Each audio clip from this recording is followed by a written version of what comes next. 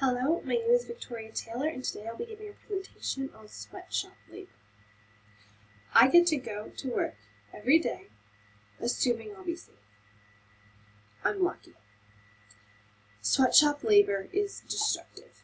In this speech, I will explain why sweatshop labor should end, focusing on child labor, unsafe working conditions, and the fact that there is no promise of a better life. Now let's look at my first point regarding child labor. First, child labor. Within many sweatshops, there's child labor. This is something that happens because it is so difficult to monitor.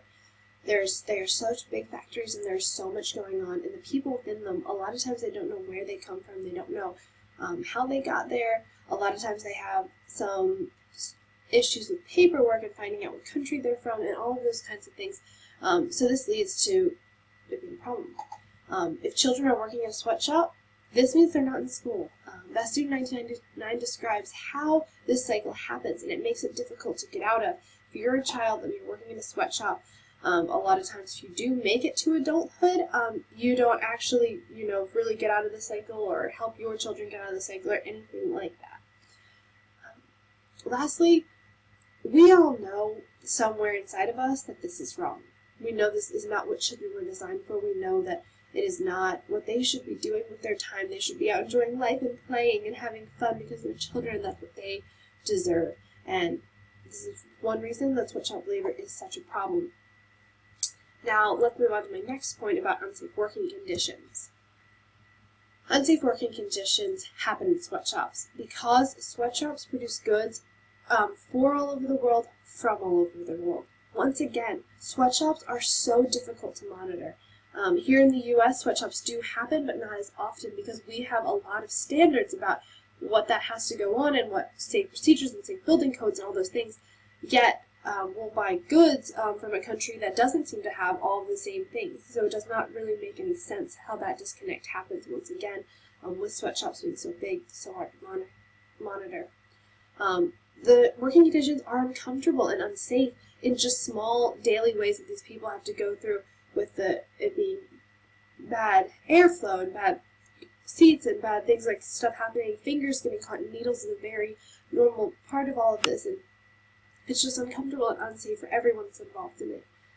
Berg 2013 discusses the Rana Plaza disaster. I don't know if you've ever heard about this, but in Bangladesh, it took the lives of over 1,000 workers when a building collapsed. The building owner knew that the building was unsafe, knew that they were breaking codes, knew they had too many people in there, and yet he didn't care, and he just allowed for these people to lose their lives, all of these workers of his.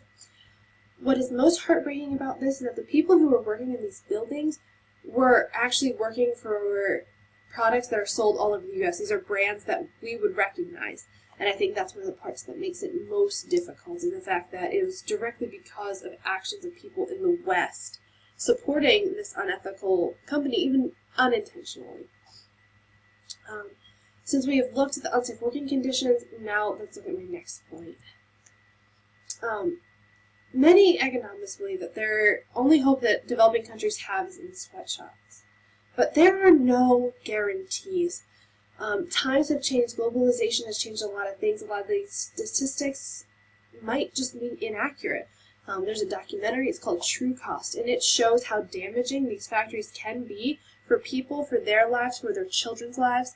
If mom and dad are working in sweatshops, a lot of times they're working long hours in unsafe conditions. This leaves older children to have to take care of the home, not allowing them to go to school.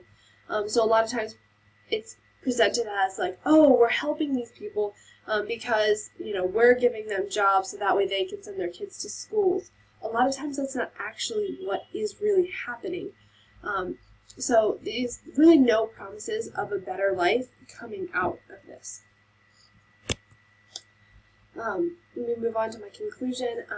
Sweatshop labor is destructive. In this paper, I've explained why sweatshop labor should end based on child labor, unsafe working conditions, and the fact that there really is no promise that it will lead to a better life. So I just want you to sit with me for a second and think. Next time you go to purchase a cheap good at a store, you're not sure where it's from, think to yourself, is it worth it? Thank you.